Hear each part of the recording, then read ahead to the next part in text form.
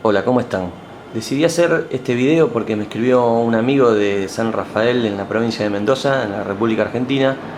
Me escribió por Facebook haciéndome algunas consultas sobre unos circuitos de bobinas de Tesla de estado sólido.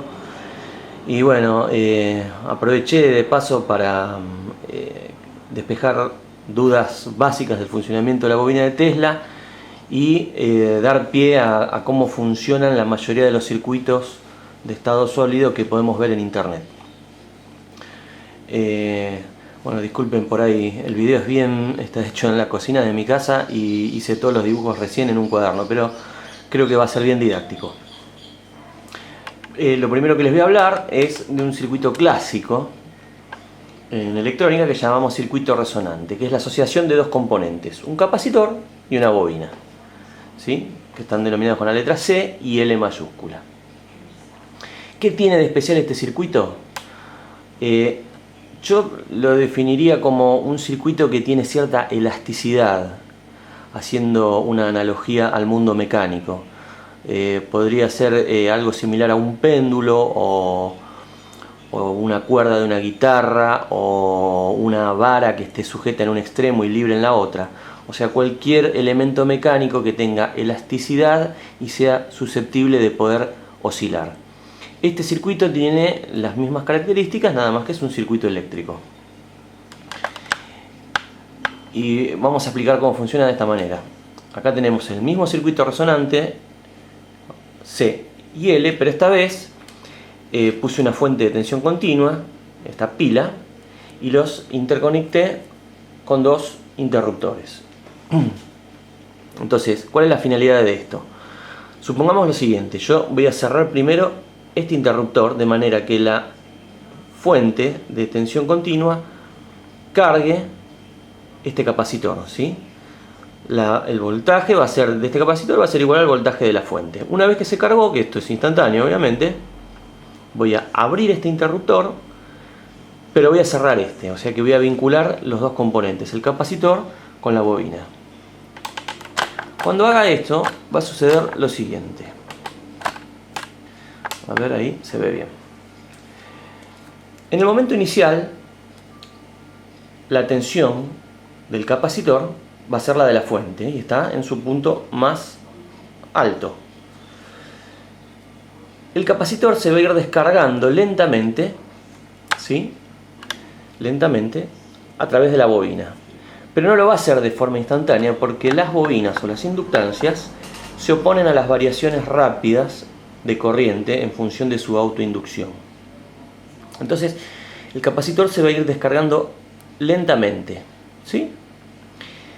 De la misma manera, la corriente que va circulando por la bobina va a ir incrementándose también lentamente, no de forma instantánea, hasta que llegue a un punto máximo. ¿Eso qué quiere decir? Que en este punto el capacitor se encuentra completamente descargado y la corriente en la bobina es la máxima a la que puede llegar en el circuito. En este punto, toda la energía que estaba presente en el capacitor en forma de campo eléctrico se descargó y la entregó por completo a la bobina en forma de campo magnético. Como el capacitor ya no tiene más tensión y ya no hay más quien pueda aportar una fuerza electromotriz para que siga circulando corriente, lógicamente ese campo magnético tiene que disminuir y tiene que disminuir la corriente que está presente en el circuito. Pero no va a disminuir de forma instantánea. Nuevamente, por las propiedades físicas de una bobina, que es su autoinducción, la corriente va a ir disminuyendo de forma paulatina.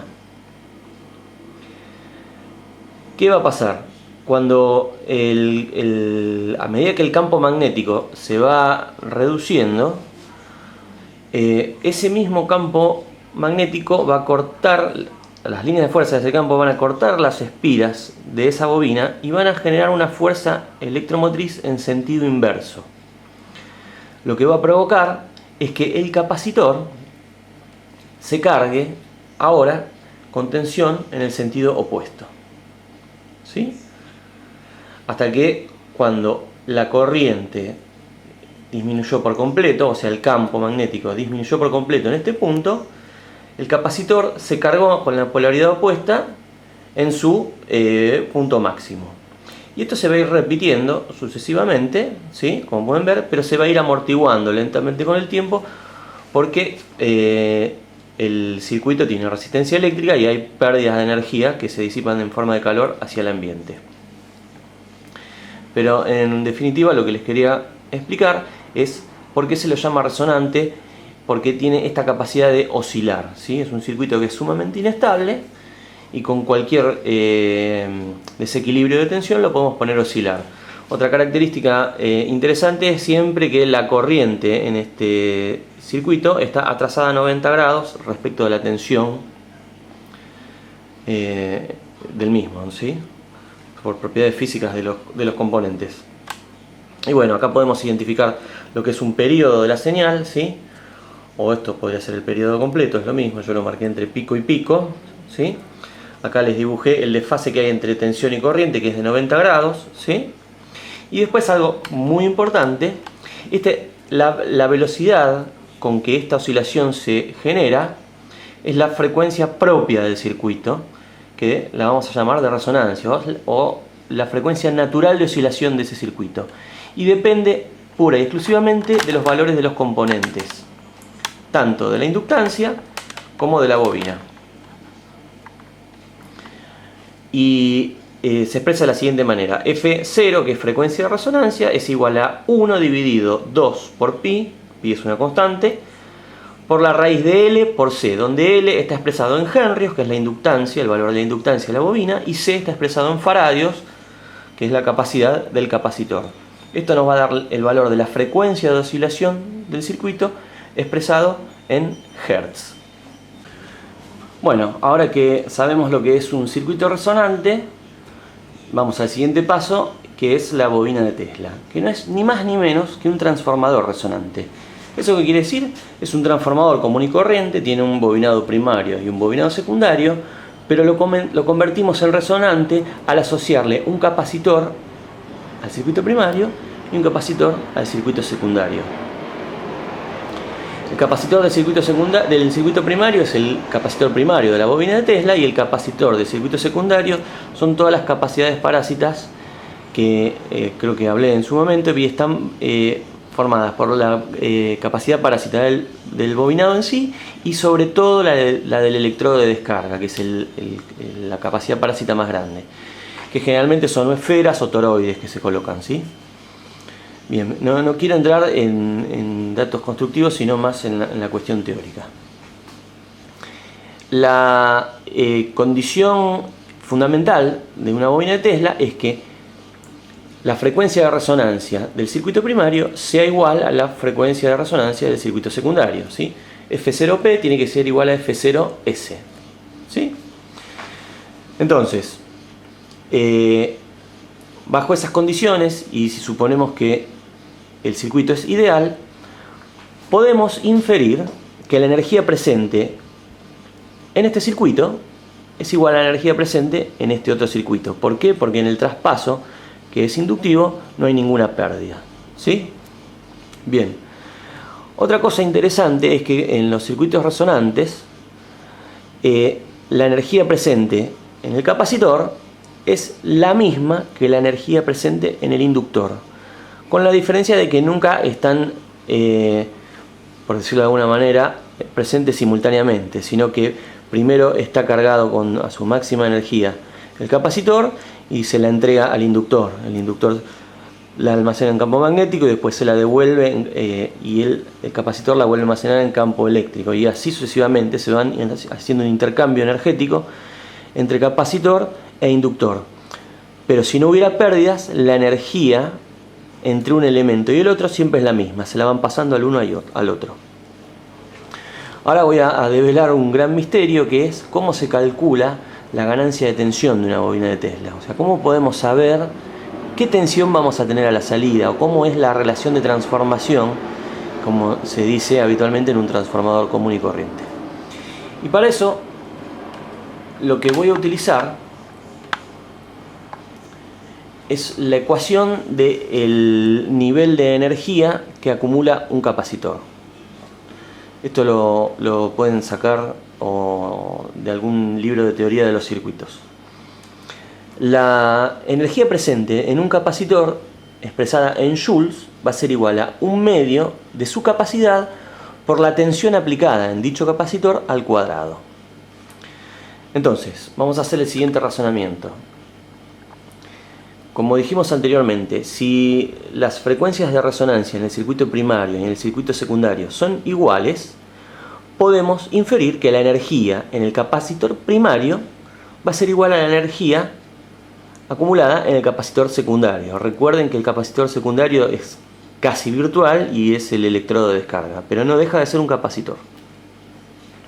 Entonces lo que voy a hacer es reemplazar esta igualdad con su equivalente, ¿sí? Con la fórmula, o sea, lo que representa el valor energético. Y nos va a quedar la siguiente ecuación. Nos va a quedar que 1/2 de la capacidad primaria por la tensión de entrada BI al cuadrado tiene que ser igual a 1/2 por la capacidad secundaria por la tensión de salida al cuadrado, BO, ¿sí? BIN, BOUT, ¿ok? Entonces, de acá podemos extraer la ecuación de la ganancia de tensión. La ganancia de tensión de cualquier sistema es la tensión de salida, BOUT, sobre la tensión de entrada, BIN. Por lo tanto, la ganancia de tensión, fíjense que si yo simplifico acá, 1/2 acá, 1/2 acá, esto desaparece, ¿sí?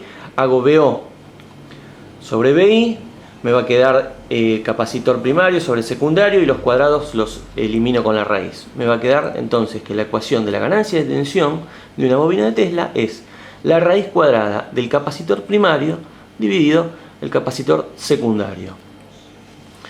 Esto, por supuesto, siempre los valores de los capacitores tienen que ir expresados en faradios y nos va a dar un número que no tiene unidad, porque es una relación. Por lo tanto, si hacemos los cálculos, ¿no? Bueno, el valor del capacitor primario siempre lo vamos a tener disponible porque lo fabricamos nosotros mismos, y el valor del capacitor secundario podríamos decir que es básicamente el valor de la capacidad parásita del electrodo de descarga, que puede ser o una esfera o un toroide, y hay millones de fórmulas y formas de saberlo en internet para que lo investiguen. Pero también van a obtener un valor de capacidad que está expresado generalmente en picofaradios porque es mucho más chiquitito. Siempre es muchísimo más grande el capacitor primario que el capacitor secundario. Fíjense que el capacitor primario típicamente en cualquier bobina de Tesla ronda en los nanofaradios, y el capacitor secundario, por ser muy chiquitito, porque es una capacidad parásita, siempre ronda en el valor de los nanofaradios. De los picofaradios, ¿sí? Esto nos va a dar en líneas generales relaciones de ganancia que andan en 80, 100, 110 veces, 150 veces, pero valores que rondan en esos números. Por lo tanto, imagínense que si ustedes tienen una bobina de Tesla que tiene una ganancia de tensión de 100 y el valor pico de tensión al que se carga el capacitor primario es de 5000 volt, multiplicado por 100 van a tener en la salida 500.000 volt. Esa es la cuenta que hay que hacer. Bueno, ahora sí me meto de lleno en la pregunta que me hizo Livio, así que esta parte va dedicada para vos, Livio. Presta atención. Primero voy a hacer una diferenciación de los dos tipos de circuito resonante que podemos construir.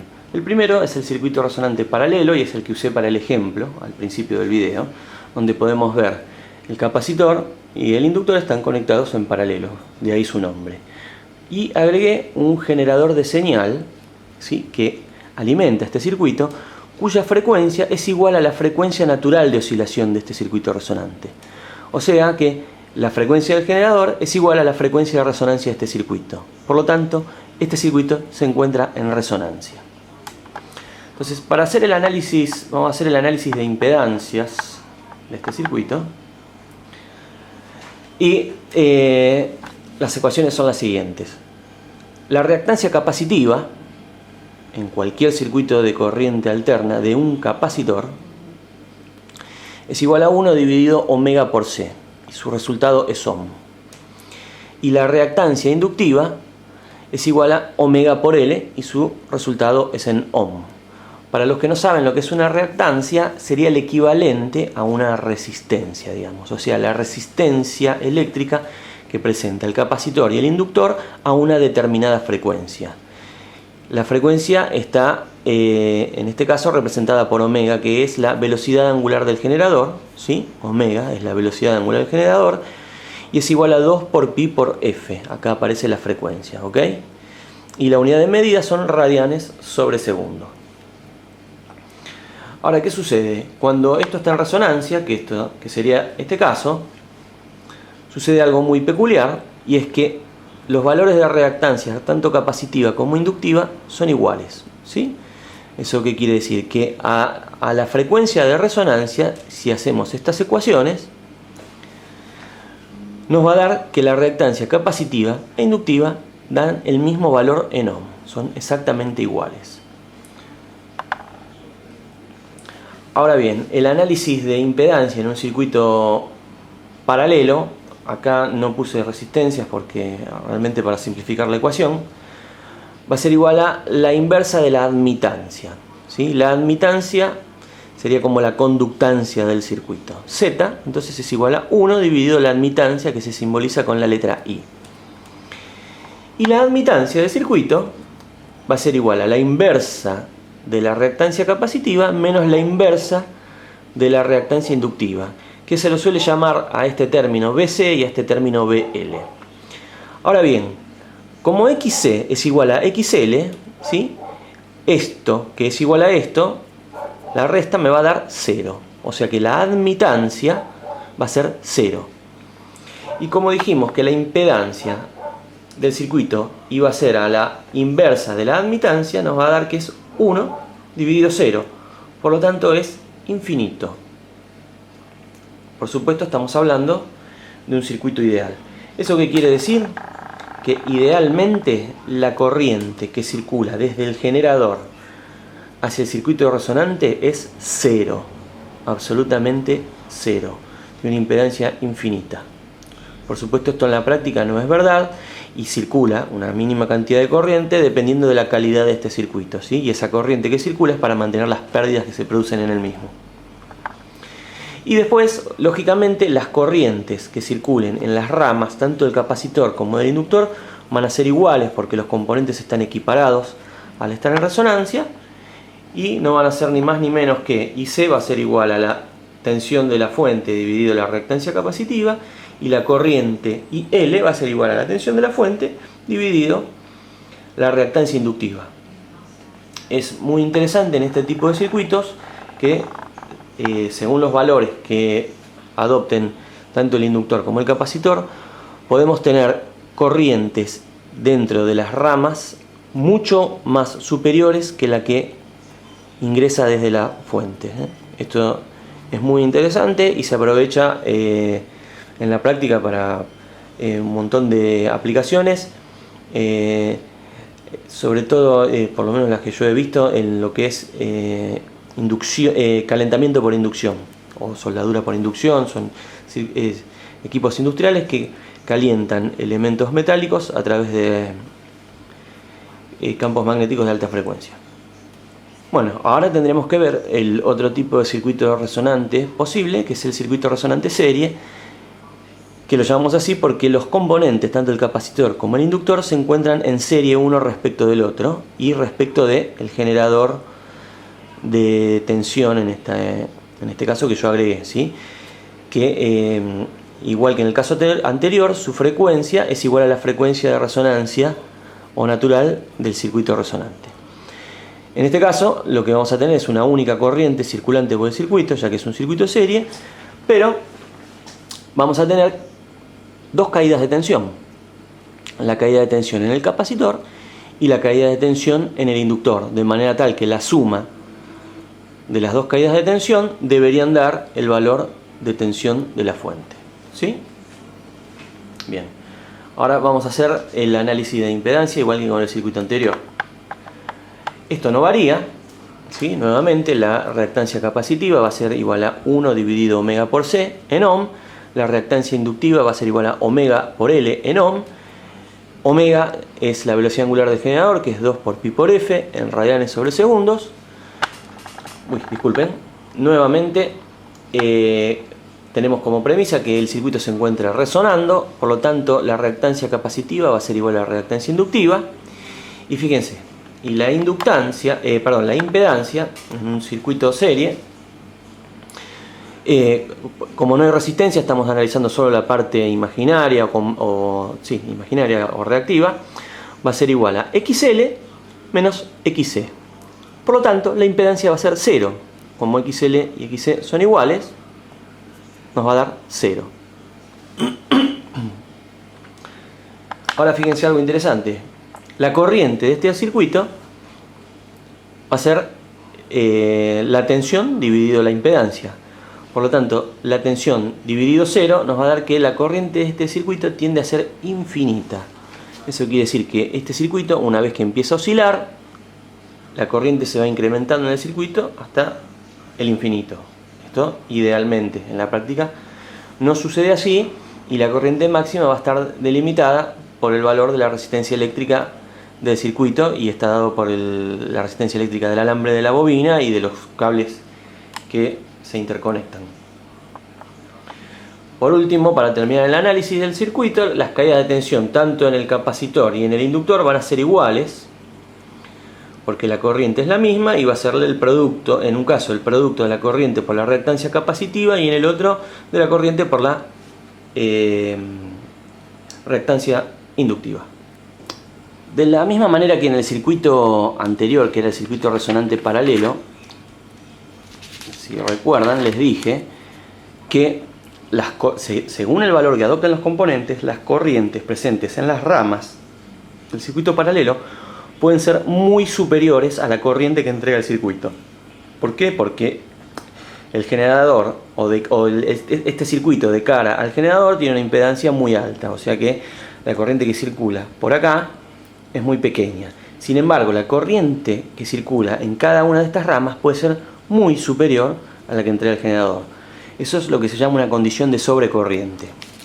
Bueno, de esa misma manera, en un circuito resonante serie aparece un efecto similar, pero de sobretensiones. Y lo que vamos a hacer es un análisis con valores reales, ¿sí? Para que entiendan bien qué es lo que sucede. Fíjense, el circuito es un circuito resonante serie, tiene su generador, cuya frecuencia acá yo no lo anoté, pero la frecuencia es igual a la frecuencia de resonancia de este circuito, y agregué una resistencia que representa la resistencia eléctrica de los cables, básicamente, ¿sí? Y le puse valores a todo esto. Fíjense, al generador le puse que tiene una tensión de 100 volts y una frecuencia de 159,1 kHz. Por lo tanto, su velocidad angular va a ser de 999.654,7 radianes sobre segundo.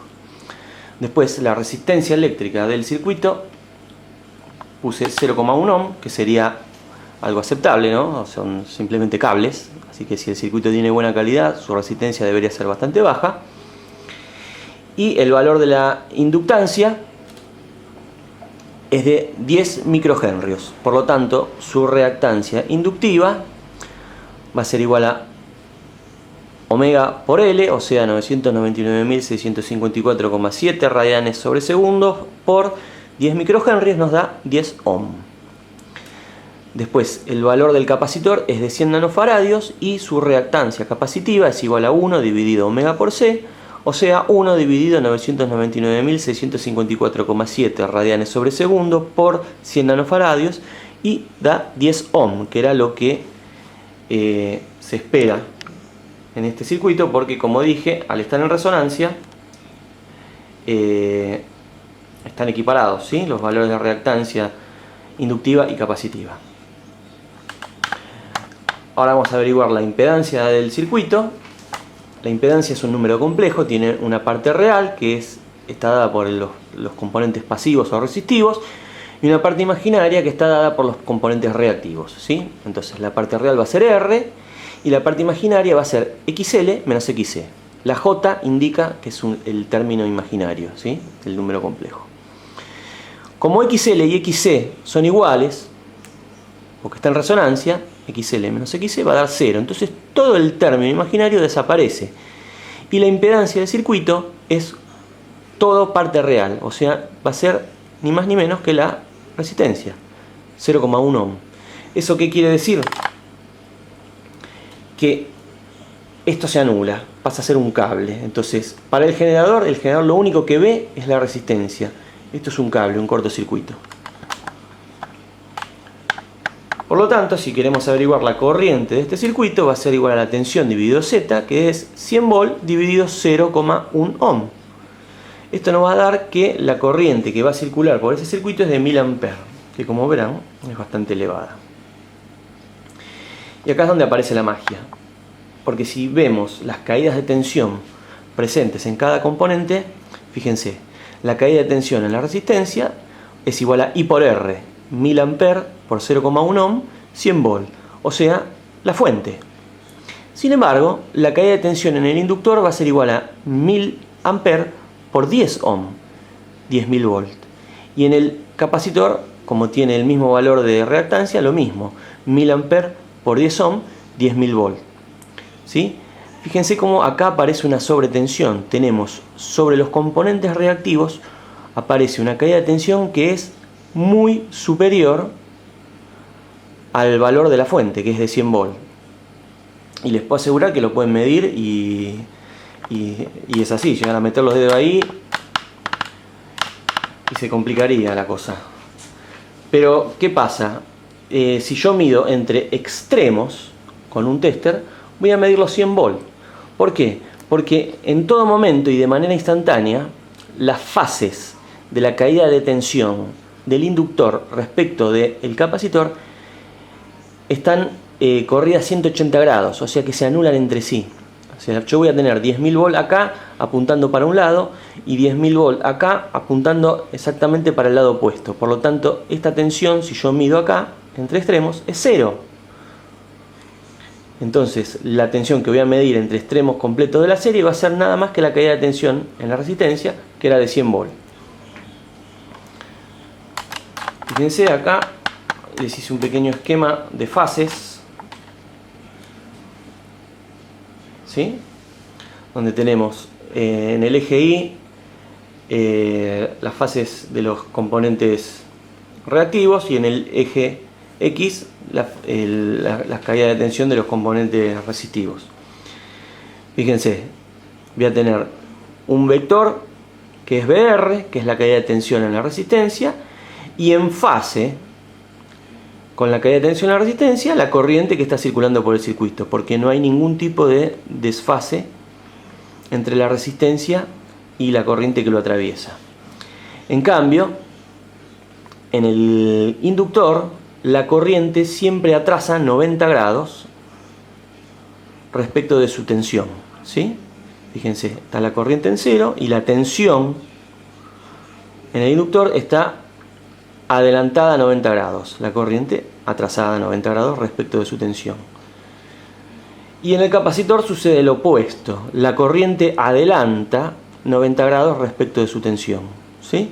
Entonces acá está dibujado, ¿sí? Está expresado en forma gráfica lo que les acabo de decir. El módulo, en todo momento, el módulo de la caída de tensión del inductor está 180 grados opuesta en fase respecto de la caída de tensión en el capacitor, ¿sí? Y con el mismo módulo, por lo tanto se anulan siempre que tomemos desde extremos opuestos o que midamos desde extremos opuestos de la serie, pero la caída de tensión existe. Ese efecto de sobretensión es lo que se va a aprovechar, o es lo que aprovechan los circuitos de estado sólido que se ven en internet y que utilizan transistores, MOSFET o IGBT. Y bueno, lo que hacen es utilizar un circuito resonante en serie para generar una sobretensión, de manera que en el capacitor primario tengamos, no sé, por decir un número, 5000 volt metiendo 300 volt al circuito, ¿sí? Y podamos acumular suficiente cantidad de energía para después, en base a la ganancia de tensión que tenga la bobina, tengamos muchísima más tensión en el secundario. La mayor o la mayoría de estos circuitos que vemos en internet de bobinas de estado sólido los suelen llamar DRSSTC, Dual Resonant Solid State Tesla Coil. Y hay básicamente dos maneras de excitar estos circuitos utilizando transistores de potencia, que yo acá los dibujé como si fueran simplemente interruptores, porque no quiero extenderme en los tipos de transistores y sus diferencias, pero sí en la idea o el principio de funcionamiento. Hay dos maneras de excitar estos circuitos o de hacerlos oscilar. Una es con la forma de medio puente o half bridge en inglés, y utiliza dos elementos de conmutación. En este caso serían dos transistores, yo lo dibujé como dos llaves, y hay que utilizar una fuente de tipo simétrica, ¿sí? O sea, una fuente positiva y una fuente negativa respecto de masa. Y esto funciona de la siguiente manera: los interruptores se prenden alternativamente a la frecuencia de resonancia de este circuito. Entonces, cuando se enciende el switch número 1, va a circular corriente desde la fuente positiva, en este sentido, hacia masa. Eso en el primer semiciclo.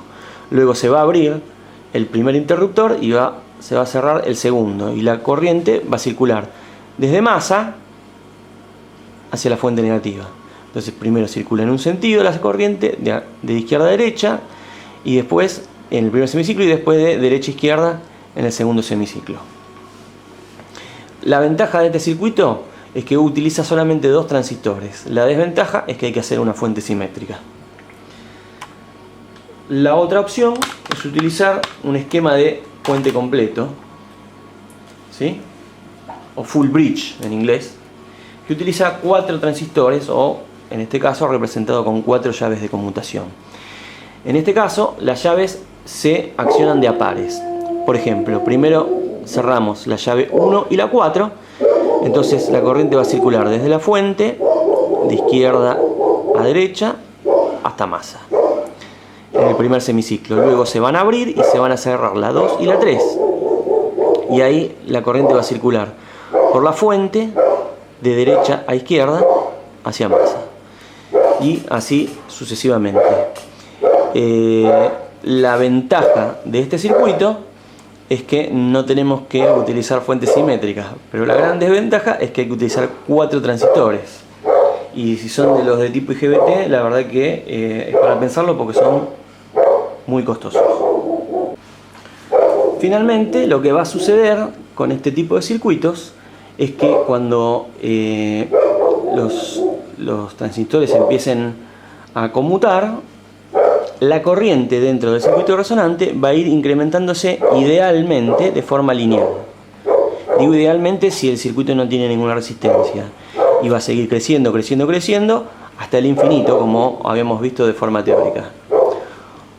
Por supuesto que la corriente máxima va a estar delimitada por la resistencia eléctrica del circuito, que en el caso del ejemplo, como habíamos visto anteriormente, era de 1000 amperes, podía ser 1000 amperes la corriente máxima para este circuito de ejemplo, ¿sí? Bien. Nosotros, cuando diseñemos o hagamos alguno de estos circuitos, la corriente máxima la va a determinar obviamente el elemento de conmutación que elijamos, sea un MOSFET o un IGBT. Entonces, lo que vamos a tener que hacer para no superar la corriente máxima es hacer oscilar el circuito. Acá yo les dibujé la envolvente de la oscilación, sería el burst, la envolvente, cómo crece, y cuando yo corto la oscilación, cómo decrece. Entonces lo que se suele hacer es, se enciende el oscilador, la corriente empieza a crecer en forma lineal, y la freno antes de que llegue a la corriente máxima que soporta el transistor. Por supuesto que no voy a dejar a la máxima, voy a siempre frenar un poco antes, ¿no es cierto? Y luego lo apago, y fíjense que se amortigua la oscilación, ¿sí? Espero un tiempo y nuevamente vuelvo a encender el oscilador. Con cada uno de estos bursts se va a generar una chispa en el secundario, ¿sí? Que sería algo similar al spark gap, digamos. Cada uno de estos bursts es un chispazo del spark gap, ¿sí?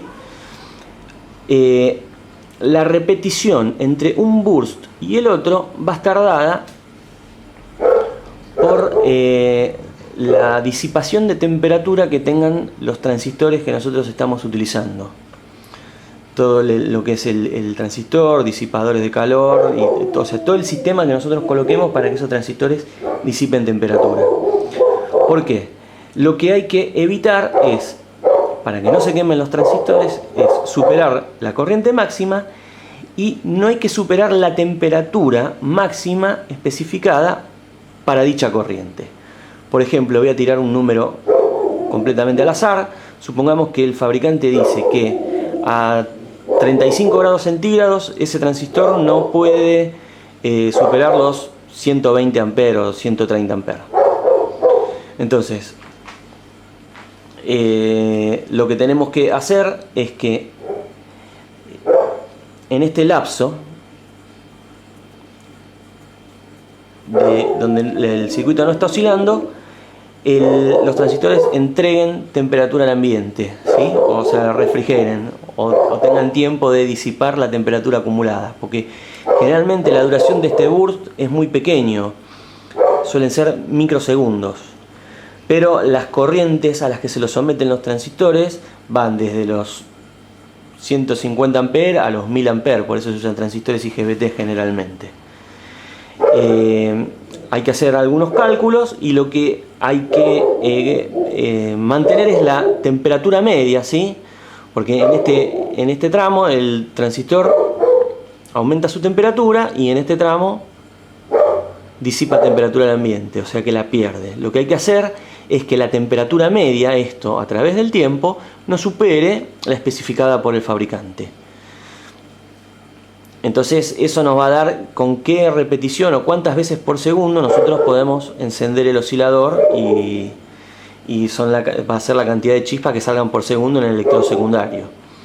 Luego todas esas bobinas que ven que hacen música, lo que hacen es justamente eso, variar la frecuencia de repetición de estos bursts en concordancia con la frecuencia de la nota musical o de la música que le coloquemos.